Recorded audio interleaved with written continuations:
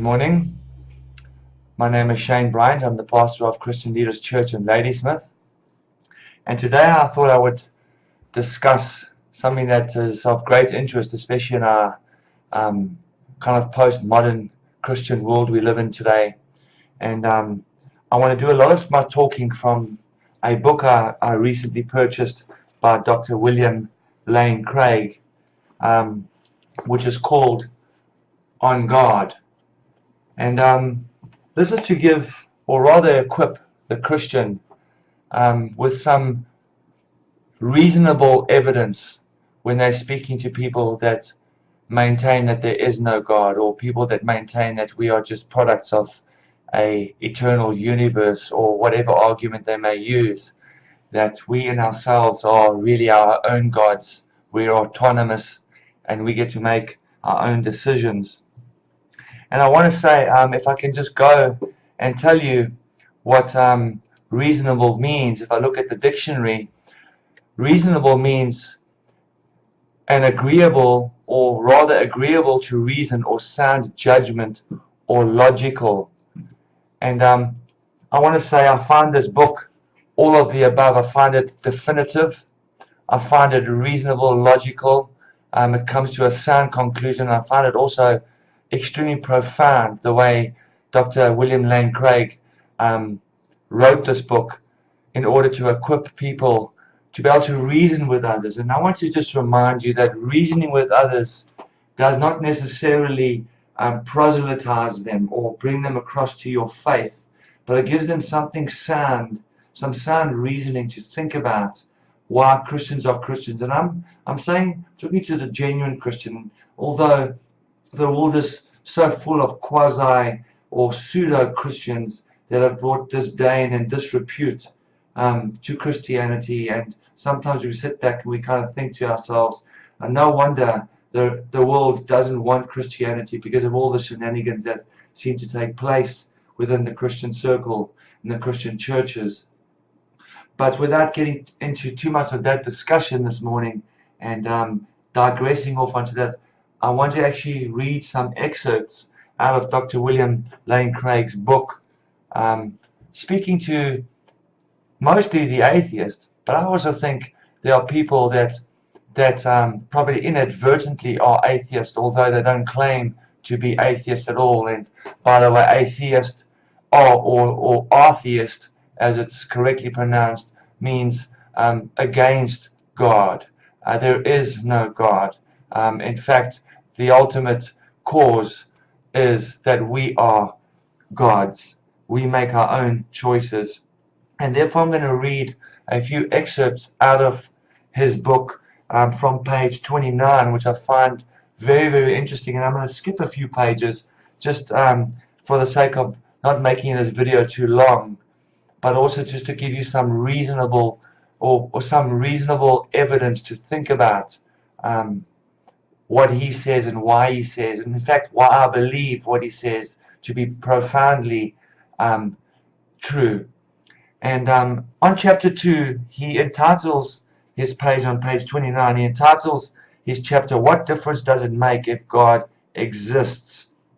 And he goes on to quote a Russian mathematician whom he had met after the fall of the Soviet Union. And I'm not sure if I'm going to pronounce this Russian mathematician's name correctly, but it says that his name, and he was also a cosmologist, Andrea Grib. And this is what he has to say regarding logic and absurdity. He says, in mathematics we have something called proof by opposite. You can prove something to be true by showing that its opposite is false.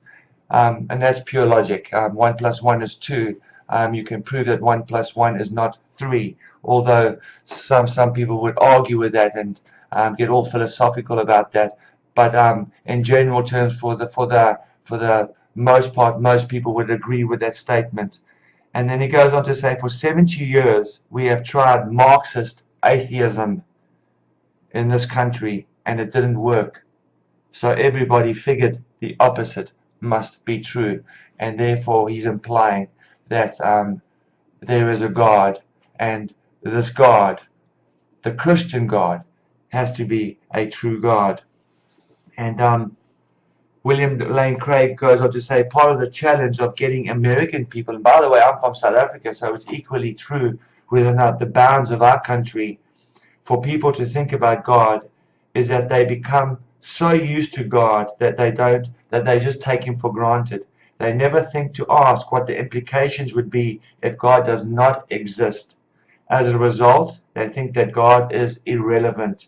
It doesn't matter whether God exists or not.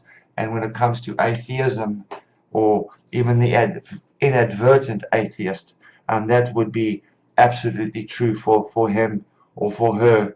And then Professor Gribb goes on to say, proof by the opposite is also known as reductio ad absurdum. In other words, reduction to absurdity. Dr. William Lane Craig goes on to say on page 31, which he entitles The Absurdity of Life Without God, he has this to say, and I find it really compelling and interesting.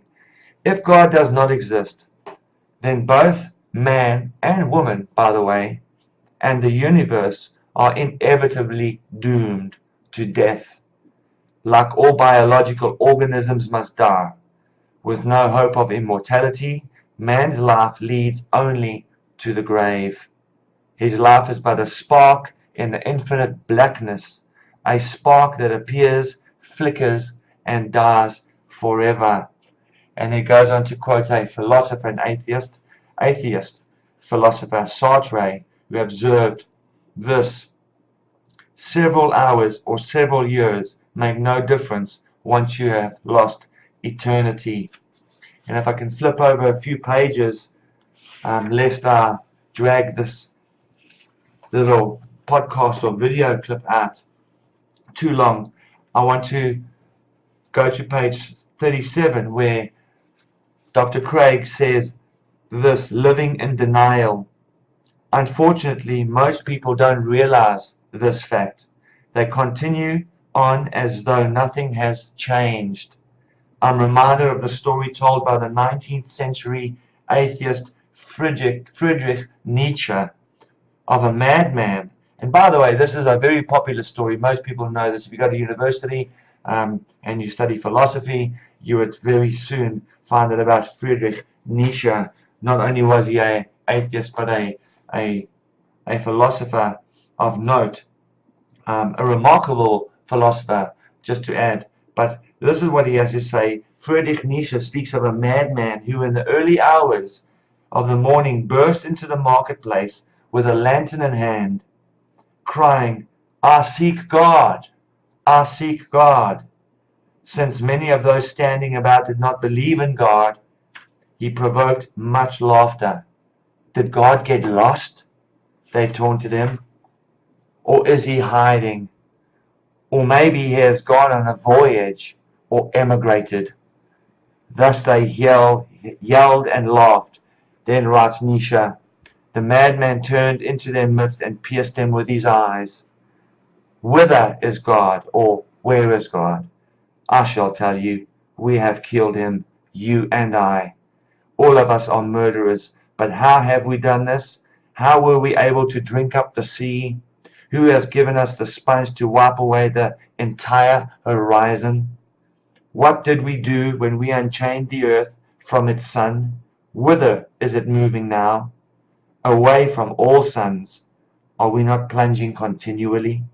Backward, sideward, forward, in all directions. Is there any up or down left? Are we not straying as though an infinite nothing? Do we not feel the breath of empty space? Has it not become colder? Is it not night and more night coming on all the while? Must not lanterns be lit in the morning? Do we not hear anything of the noise of the grave diggers who are burying God? God is dead, and we have killed him. How shall we the murderers of all murderers, comfort ourselves? The crowd stared at the madman in silence and astonishment. At last he dashed the lantern to the ground. "I have come too early," he said. "This tremendous event is still on its way. It has not yet reached the ears of men." And might I say, that would probably be a prediction of predictions. You would call him a profound prognosticator, because what he said then is true, so true in our day today, especially with the new atheist, as they call them, or the brights. And then William Lane Craig goes on to say, "People do not yet comprehend the consequence of the death of God, but Nietzsche predicted that someday modern man would realize the implications of atheism, and this realization would usher in an age of nihilism, the destruction of all meaning and value in life." And if I were to flip a page, he goes on to say the practicality or the practical impossibility of atheism, or a belief that there is no God. And then he says about the only solution the atheist or the unbeliever or that person who says there is no God can offer is that we face the absurdity of life and live bravely. He goes on to quote the British philosopher Bertrand Russell, for example, who believed that we have no choice to build our own lives upon, quote unquote, the foundation of unyielding despair. Only by recognizing that the world really is a terrible place can we successfully come to terms with life.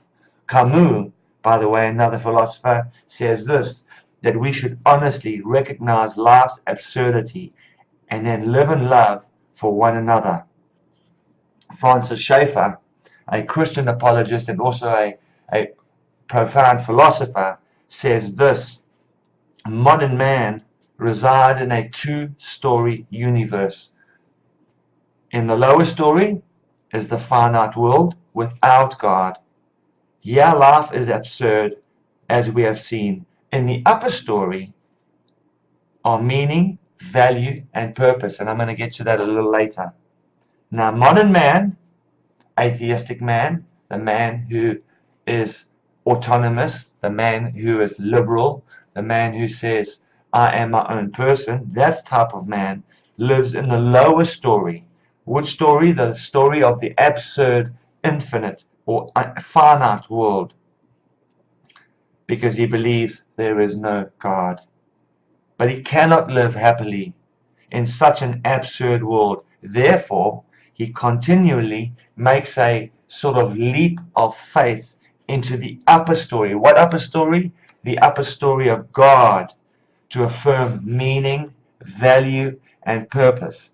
Because you have to know, God gives meaning, value, and purpose to life, not man. It is impossible for us to conjure up meaning, value, and purpose, because my meaning and your meaning, my value and your value, my purpose and your purpose will either disagree or really be diametrically opposed. So therefore the upper story, the real story, is God's story, and he gives meaning, value, and purpose to life.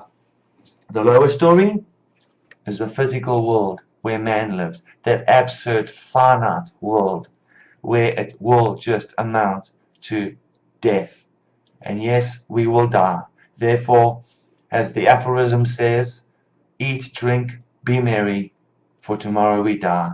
The end has come. Dr. William Lane Craig on page 40 goes and gives some explanations to these three kind of propositions: meaning, value, and purpose. He says meaning of life, first the area of meaning. We saw that without God, life has no meaning. Yet philosophers continue to live as though life does have meaning. For example, Sartre argued that one may create meaning to his life by freely choosing to follow a certain course of action. Sartre himself chose Marxism. Now, this is totally inconsistent. It is inconsistent to say life is objectively absurd and then to say in the same breath you may create meaning for your life. That is a self-contradictory statement. If you can create meaning and yet life is absurd, then it contradicts itself. If life is really absurd, then you're trapped in the lower story, the absurdity of the finite life. To try to create a meaning in life represents to leap to the upper story. But Sartre has no basis for this belief. Why? Because he's a Marxist. Sartre's program is actually an exercise in what Dr. William Lane Craig calls self-delusion. For the universe doesn't really acquire a meaning just because I happen to give it one. The universe doesn't need meaning because I say it has meaning. Someone else might say it does not have meaning. Therefore, again, conflict of interest. Therefore, we cannot resolve or get to the bottom of genuine meaning, that is, meaning of life. This is easy to see, says Dr. William Lane Craig. Suppose I give the universe one meaning and you give it another. Who's right? The answer, of course, neither one of us. For the universe without God remains objectively meaningless, no matter how we happen to regard it. Sartre is really saying, let's pretend the universe has meaning. And this is just fooling yourself, says Dr. William Lane Craig. The point is this, he says, if God does not exist, then life is objectively meaningless. Not subjectively meaningless, but objectively. Whatever you see outside, object means outside of you. So therefore, whatever is outside of you, whether it be the planet we're living on, or the stars you're looking at, or the universe you're looking at through your telescope, it is objectively meaningless because we will disagree anyway. But man cannot live consistently, and listen to this, and happily, knowing that life is meaningless. So in order to be happy, he pretends life has meaning. But this is, of course, entirely inconsistent. For without God, man and the universe are without real significance. Now he goes on to speak about the value of life. Remember, there's three premises over here: meaning, value, and purpose. Value of life, he has this to say: here is where the most blatant inconsistencies occur. First of all, atheistic humanists are totally inconsistent in affirming the traditional values of love and brotherhood. Camus has been rightly criticized for inconsistently holding both to the absurdity of life and the ethics of human love and brotherhood. This view that there are no values is logically incompatible with affirming the values of love and brotherhood. If life is absurd, then life cannot have meaning, neither can life have value. And the value I place in love for my brother is inconsistent with the absurdity of life, because life has no meaning, because meaning is in conflict with one another. Therefore, in the same vein, value would be in conflict with each other. Bertrand Russell too was inconsistent, for though he was an atheist, he was an outspoken critic, and although he denounced war and restrictions on sexual freedom, Russell admitted that he could not live as though ethical values were simply a matter of personal taste, and that he therefore found his own views incredible. How about that? So he came to the conclusion that whatever he had to say, whatever profound philosophical meaning he gave to looking at life and his worldview, he concluded that it is incredible, and not the incredible we use today as in wow, that's incredible, as in amazing. It means incredible. It is not credible. So therefore he denounced his own philosophy. I do not know the solution, says Bertrand Russell. Let me page a bit on, and let's talk about the purpose of life. Finally, Craig says this: let's look at the problem of the purpose of life. The only way most people who deny purpose in life live happily is either by making up some purpose, and that could be in many, many, many forms, which amounts to self-delusion, says Craig, as we saw with Sartre, or by not carrying out their view to its logical conclusions. The temptation to invest one's own petty plans and projects with objective significance, and thereby to find some purpose to one's life, is almost irresistible. For example, he says, the outspoken and Nobel Prize-winning physicist Steven Weinberg, at the close of his much-acclaimed book, The First 3 Minutes, this is what he writes: it is almost irresistible for humans to believe that we have some special relation to the universe, that human life is not just a more or less farcical outcome of a chain of accidents reaching back to the first 3 minutes, but that somehow we were built in from the beginning. It is very hard to realize that this is all just a tiny part of an overwhelmingly hostile universe. And I'm not going to read the rest. William Lane Craig says this: but why, given atheism, should the pursuit of science be any different from slouching about doing nothing? Why would the pursuit of science and trying to find all these things through human endeavors to prove that there is no God and achieve all these self-fulfilling things, whereas the man slouching on the couch doing absolutely nothing, there is no difference between him or the scientists seeking to prove that there is no God. Both are the same. Both are without nothing. Since there is no objective purpose to human life, none of our pursuits has any objective purpose to human life. None of our pursuits has any objective significance, however important and dear they may seem to us subjectively. They're no more significant than shuffling deck chairs on the Titanic. Now, William Lane Craig says something like this: now we have a human predicament. The dilemma of modern man is thus truly terrible, he says. The atheistic worldview is insufficient to maintain a happy and consistent life. Why? Because it is absurd, meaningless, no purpose, and no value.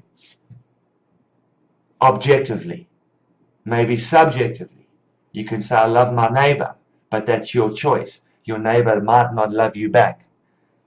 Most people would say, I don't care. Most people would say, no, that's unfair. Man cannot live consistently and happily as though life were ultimately without meaning, value, or purpose. If we try to live consistently with the atheistic worldview, we shall find ourselves profoundly unhappy. If instead we manage to live happily, it is only by giving into the lie of our own worldview. Confronted with this dilemma, modern man flounders pathetically for some means of escape. The escape is in our own intellect.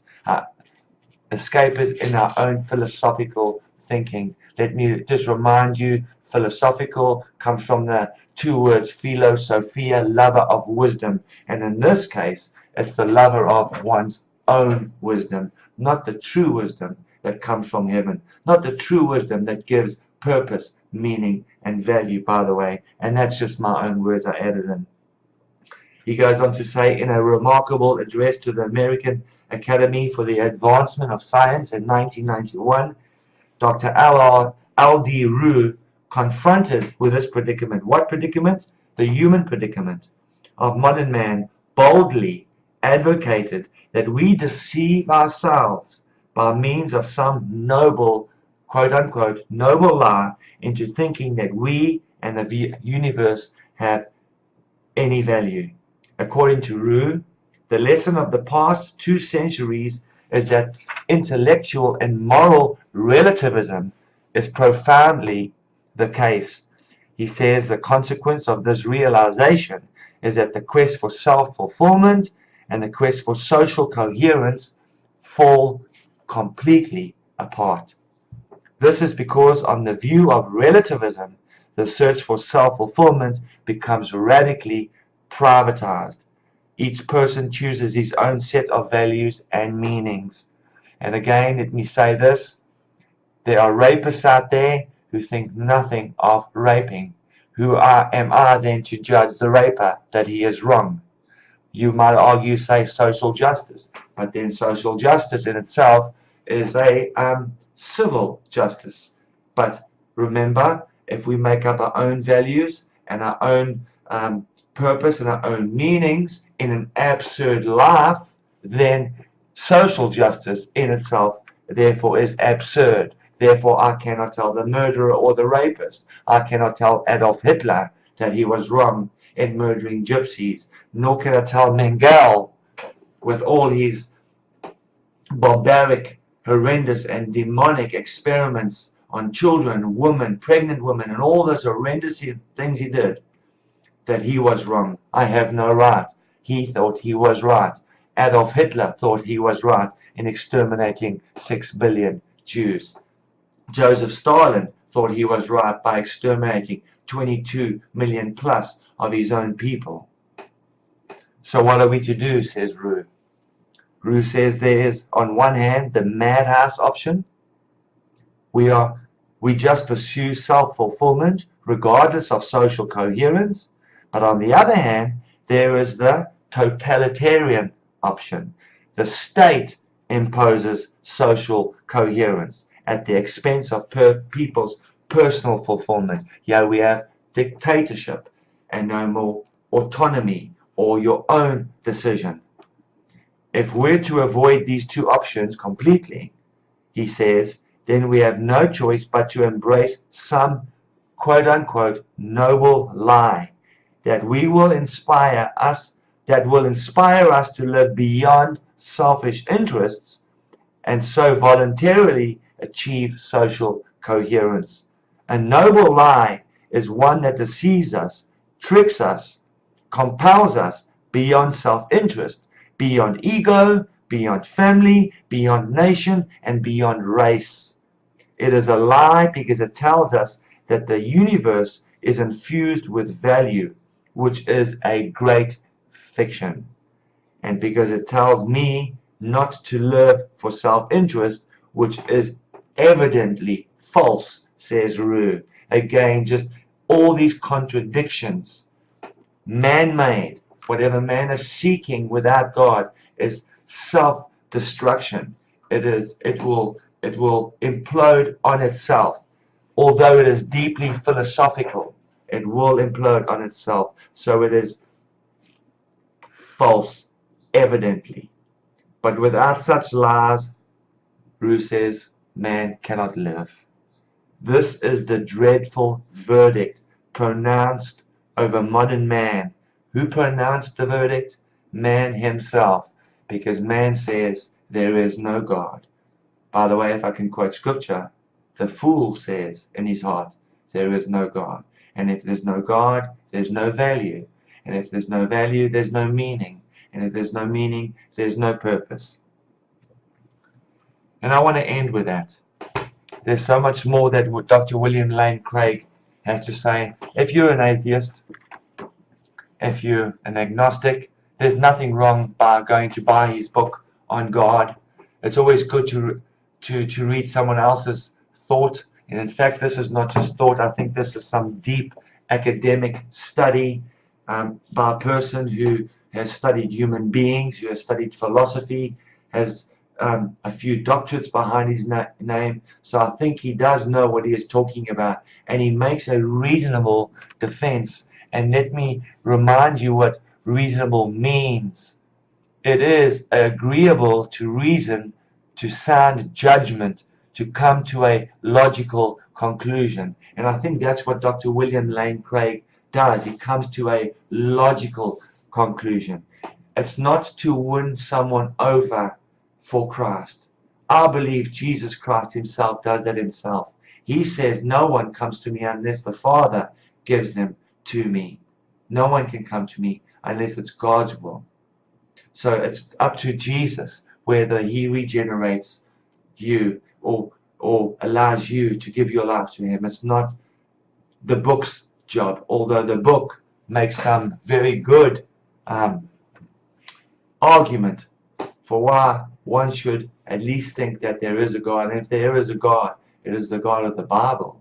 And if it's the God of the Bible, he is the creator of the universe, who created nothing out of nothing, because he was before nothing. He was eternal, immaterial, immortal, timeless, always there. And he is the creator. And he instills value. He instills purpose. He instills our values, our purposes. And I forget the other one. Sorry. Meaning. And without all those, we can create our own meanings. What I mean and what you mean could be in conflict forever and ever and ever. And we can sit around and debate all we want. And we might even conclude to agree to disagree. And we might even do it in a cordial manner. But at the end of the day, the atheist will still walk away looking for more arguments. Whereas the person who has the reasonable faith, the faith that has been given to him by evidence by God, walks away with something of more value. Because after death, there is life eternal. But for the person who is finite in this absurd world, death is the end. And you might have been the world's most renowned scientist. You will die and be forgotten. And that is the end of your life. There's nothing to carry over. Whereas the one that believes in an eternal God, the one who believes that the eternal God gives meaning, value, and purpose, we carry on with him because we have that meaning, value, and purpose. I want to leave you with that. And I will strongly recommend that you buy this book on God. And there's another book. Let me try and find it for you.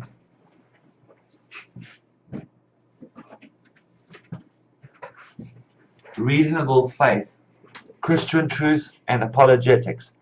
Another book by Dr. William Lane Craig. And it's an excellent book to read. It really equips you in your faith and also gets you to think about life, the absurdity of life without God, and the meaning of life, the purpose of life, and the value of life with God. I want to bless you in the name of Jesus, the Jesus whom I serve, the Jesus who is my Lord and Savior, the Jesus that redeemed me, the Jesus that has given me meaning, value, and purpose, the Jesus that allows me to see outside of myself and not just for myself, because my meaning is not necessarily just for me. I cannot love someone else truthfully unless I have that inherent meaning, purpose, and value, which, by the way, is not inherent to man at all. We create that as we go along. Where social structure might change in 100 years, society will change and we will make up our different rules, our different laws, our different meanings. But the further we carry on, as that philosopher says, God is dead and we have buried him. Have a great day, and I hope I've given you some food for thought. God bless you.